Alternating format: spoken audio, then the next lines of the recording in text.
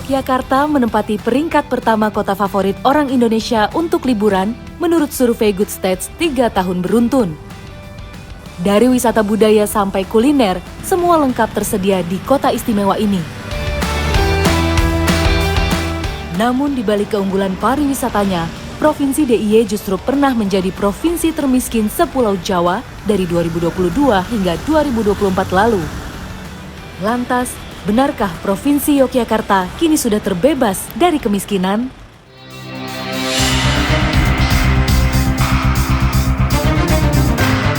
Berdasarkan data BPS terbaru, Kulon Progo menempati posisi kabupaten termiskin di Provinsi DIY dengan upah minimum kabupaten atau UMK terendah kedua di DIY. Kemiskinan di Kulon Progo juga bisa dilihat dari banyaknya jumlah keluarga penerima manfaat dari program Keluarga Harapan pada tahun 2025, yakni sebesar 30.743 keluarga berdasarkan data dari Kementerian Sosial.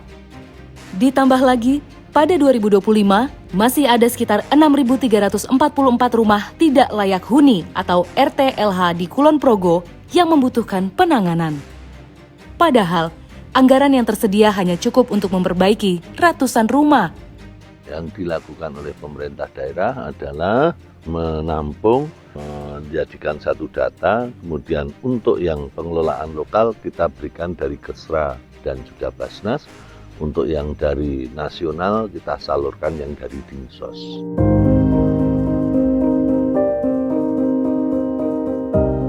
Saya menemukan sebuah rumah yang tengah direnovasi. Ternyata pemiliknya adalah keluarga Pak Suyatin yang menjadi salah satu penerima bantuan perbaikan rumah di Kulon Progo. Pak Suyatin membuka usaha servis berbagai barang elektronik kecil-kecilan di rumahnya. Pendapatannya bisa dibilang tak menentu, antara 500.000 sampai 1 juta rupiah per bulan. Untuk menambah pendapatan, sang istri, Partini, menjalankan usaha warung kelontong kecil, menjual sembako dan juga jasa parut kelapa. Putra sulung Pak Suyatin, Bondan, ikut andil sebagai penopang ekonomi keluarga. Ia turut membantu ayahnya memperbaiki perangkat elektronik sebagai sumber penghasilan. Untuk mendapat bantuan, keluarga ini harus mengajukan permohonan ke pemerintah setempat. Salah satu syaratnya tidak memiliki penghasilan tetap. Kini, setelah lama mengantri hingga 2 tahun, Bondan tak menyangka penantian keluarganya berujung manis. Oh, ini bagian belakang, dapurnya di sini. Ini dapur, Mbak. Terus selama direnov, tempat buat tidur di sini. Iya, Nyatu ya. Jadi satu sini. Oke. Dulu, rumah berukuran tak lebih dari 3 kali 5 meter ini hanya berdinding anyaman bambu. Berkat bantuan berupa uang tunai 20 juta rupiah, harapan baru memiliki rumah layak huni kini sudah di depan mata.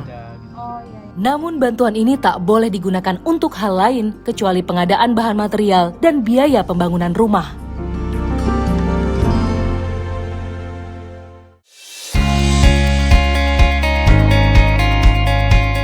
Untuk makan sehari-hari, keluarga Bondan yang merupakan penduduk asli Kulon Progo mengambil kebutuhan dapur mereka dari kebun milik sendiri. Kacang panjang dan sayuran lain, bahkan juga cabai, lengkap ditanam di sini. Mana lagi nih, Mbak? Jika menurut statistik, indeks pembangunan manusia adalah soal ekonomi atau tingkat daya beli. Namun secara kultur, masyarakat DIY ternyata tergolong tak mudah membelanjakan sesuatu jika tak benar-benar diperlukan. Jadi Mbah, apa istilahnya orang sini Mbah? Kalau bahasa Jawanya apa Mbah? Bangane tuku, apek nang kebon nandur dhewe. Oh gitu. Jadi kurang lebih artinya kalau nggak perlu membeli ya nggak beli gitu, nanam sendiri. Iya, ya Mbah ya. Iya. Mbah Rantinem menjadi salah satu wujud nyata dari paradoks kemiskinan di provinsi termiskin se-Jawa pada tahun 2024. Karena di tahun yang sama, indeks kebahagiaan masyarakat Yogyakarta tertinggi di antara provinsi lain di Jawa. Mbah Rantinem, nenek 8 cucu ini tetap menjalani kehidupannya dengan bahagia hingga usia senja. Rata-rata masyarakat DIY memiliki angka harapan hidup terpanjang dibandingkan daerah lain di Pulau Jawa. Mestinya negara itu memotret potensi-potensi yang ada di desa itu tanpa dia harus berambisi semuanya dijadikan kota. Dia bisa satu sama lain bisa bekerja sama gitu. Tapi ada mekanisme-mekanisme sistem mereka hidup itu tidak sekeras di kota. Sebagai informasi, Yogyakarta menempati ranking ketiga wilayah dengan upah minimum provinsi terendah sepulau Jawa di atas Jawa Barat dan Jawa Tengah. Meski kini, keputusan Gubernur DIY nomor 477 tahun 2024 tentang penetapan UMP 2025 menentukan besaran UMP DIY berada di angka Rp2.264.080 atau naik Rp138.183 dari tahun sebelumnya. Sebetulnya kita harus mengkaji ini kan nanti Desember, kemudian Januari ini kita akan survei bagaimana kebutuhan pokok harian itu seperti apa. Ya. Nah, tetapi UMR itu akan naik kalau selera orang itu naik. Gitu. Kalau dia konsumsinya naik, baik yang pangan non pangan naik, maka UMR-nya akan naik. Nah, dan seberapa ada indeksnya, ada indeks bagaimana kontribusi tenaga kerja terhadap pertumbuhan ekonomi. Saya kira saya akan menghitung itu. Lalu, bagaimana komentar warga asli Jogja? Kalau menurut saya Mbak, sebulan dengan UMP Jogja itu nggak cukup sih Mbak. Dengan perkembangan Jogja yang sekarang itu udah jauh melebihi ekspektasi yang UMP tadi itu tadi. Mungkin di angka 3-4 juta itu udah cukup kalau di Jogja ya Mbak. Buat asli Jogja sih kayaknya cukup-cukup aja sih, soalnya kita kan di rumah, makan di rumah, ikut orang tua masih sih Kak.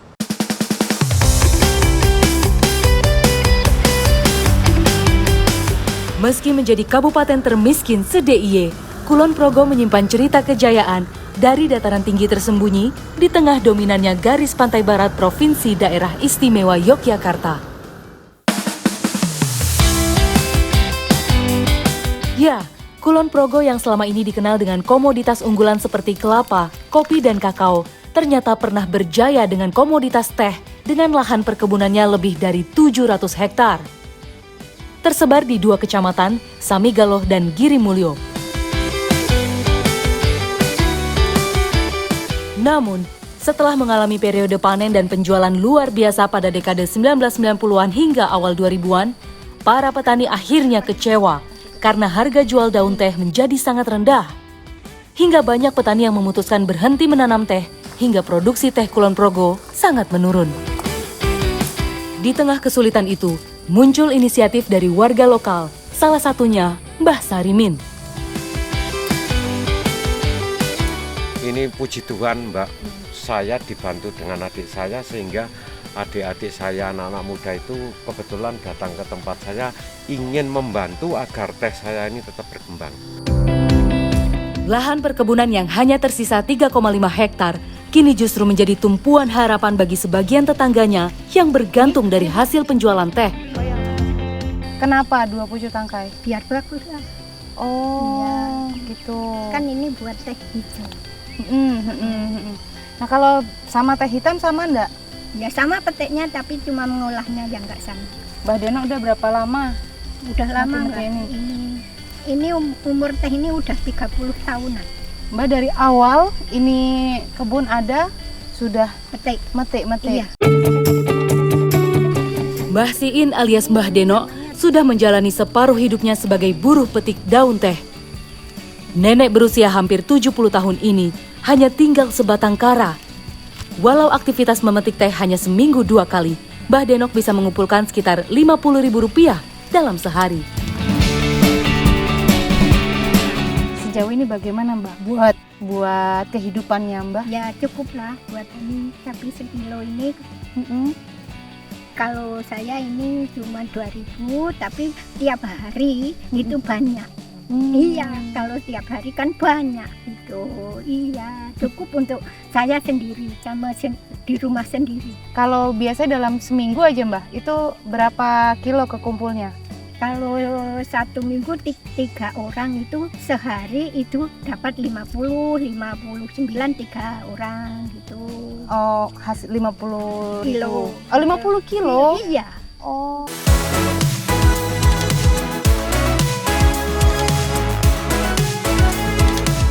Beruntung, perkebunan teh pasangan lansia ini didatangi Cahyo alias Ai dan teman-temannya sesama pecinta teh. Mereka ingin mengembangkan teh hitam di kebun teh Mbah Min. Yang pertama, ya kita ngelihat hasil bumi, ya salah satunya teh. Itu memang kayak masih jarang diminati atau dilirik untuk pengolahannya. Jadi kita atau bersama teman-teman ikut belajar juga sama Mbah Sarimin. Walau baru bertemu Mbah Min pada 2023 lalu, Ai berhasil membuat inovasi dengan mengolah teh hitam di tengah komoditi teh Kulon Progo yang meredup. Ai dan kawan-kawan seolah hadir sebagai regenerasi pegiat teh agar keberadaan teh Kulon Progo tidak hilang ditelan kemajuan zaman. Dalam prosesnya, teh hitam berasal dari daun yang sama dengan teh hijau. Namun, untuk mengubahnya jadi teh hitam, perlu melewati beberapa tahapan. Minimal 30 menit sampai 1 jam kalau Waduh, kayak gini terus nih, merolling ya, ini. langsung.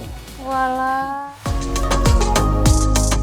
Di kebun teh Mbah Min, Ai menerapkan metode pembuatan teh hitam dari Cina, namun menyesuaikan iklim Indonesia. Dimulai pemetikan pucuk teh, yakni kuncup dan 2 daun di bawahnya. Lalu pelayuan untuk mengurangi kadar air. Kemudian penggulungan atau rolling untuk merusak dinding sel daun agar terjadi oksidasi atau mengembangkan rasa dan aroma khas teh hitam. Ini sudah sekitar 30 menit 30 menitan ya. Ini pertama. aromanya tuh berbeda sama yang saya baru. ini, yang baru layu ya. Rasa bedanya. Dia yang ini jauh lebih kuat, udah keluar ya aromanya ya. Berbeda dengan teh hijau, proses pengolahan teh hitam harus melewati pelayuan sekitar 2 hingga 3 hari usai daun dipetik. Sementara teh hijau bisa langsung di roasting tanpa dilayukan. Nah, ternyata proses merolling ini menjadi salah satu bagian yang terpenting selain pelayuan tadi. Jadi ini akan mengeluarkan aroma asli teh hitam, dan di Kulon Progo itu cuman di sini aja nih yang menggunakan metode seperti ini. Nanti kita lihat ya hasilnya dan rasanya tuh sepekat apa. Kini, Mbah Min tak lagi bergantung pada pabrik besar. Meski dengan alat yang jauh lebih sederhana, ia bangkit untuk membangun rumah produksi tehnya sendiri. Ditambah dukungan anak-anak muda pegiat teh seperti Ai dan teman-temannya, Mbah Min semakin yakin industri rumahan tehnya bisa membawa dampak yang meluas selain bisa memberi lapangan pekerjaan bagi warga sekitar. Nah, ternyata berbeda dengan proses pengolahan teh hitam. Kalau teh hijau ini langsung justru ya Pak ya, malah langsung masuk ke oven seperti ini. Jadi tidak lebih dari 6 jam. Tidak boleh lebih dari 6 jam. Ya setelah masuk mesin, kita nyalakan mesinnya, terus kita open 1 jam keluar. Setelah keluar di rolling seperti teh hitam, hanya waktunya cukup 15 menit. Di oven ini selama 1 jam kurang lebih, baru di rolling lagi. Jadi sama-sama punya proses yang panjang untuk aroma dan kualitas yang terbaik ya Pak.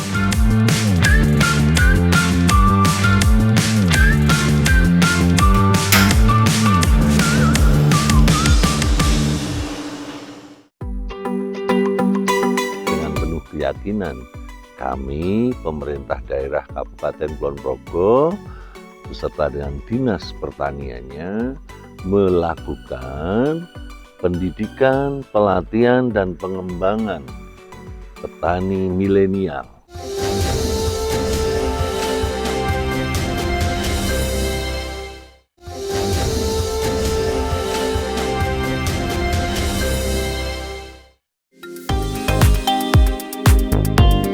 Dari warna teh yang ada di cangkir, terlihat jelas perbedaan pekatnya teh hijau dan teh hitam. Namun keduanya sama-sama bermanfaat bagi kesehatan. Kandungan teh yang murni dengan proses pengolahan alami sangat baik untuk kesehatan jantung, menurunkan kolesterol dan tekanan darah. Saya pun bangga bisa menikmati secangkir teh hitam pertama di Kulon Progo, Yogyakarta yang sukses mengadopsi gaya pengolahan teh di Cina. Lalu, akankah komoditas teh yang pernah berjaya di masanya kembali menjadi komoditi unggulan Kulon Progo?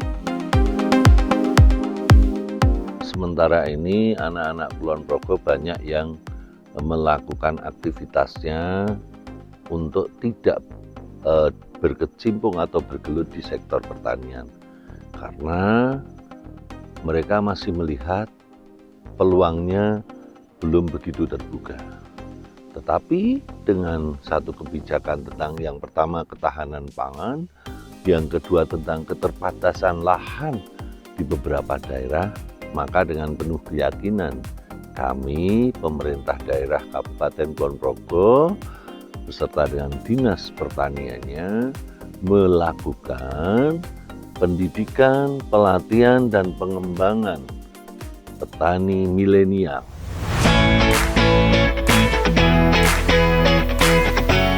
Sejarah teh di Purwosari dipenuhi kisah perjuangan petani lokal menghadapi tantangan ekonomi dalam budidaya teh. Meski bukan perkebunan skala besar, saat ini kebun teh di Purwosari menjadi agrowisata Kulon Progo. Ya, Desa Purwosari di-branding menjadi desa wisata pada tahun 2023 oleh pemerintah Provinsi DIY dengan kebun teh eksotis sebagai salah satu produk wisatanya.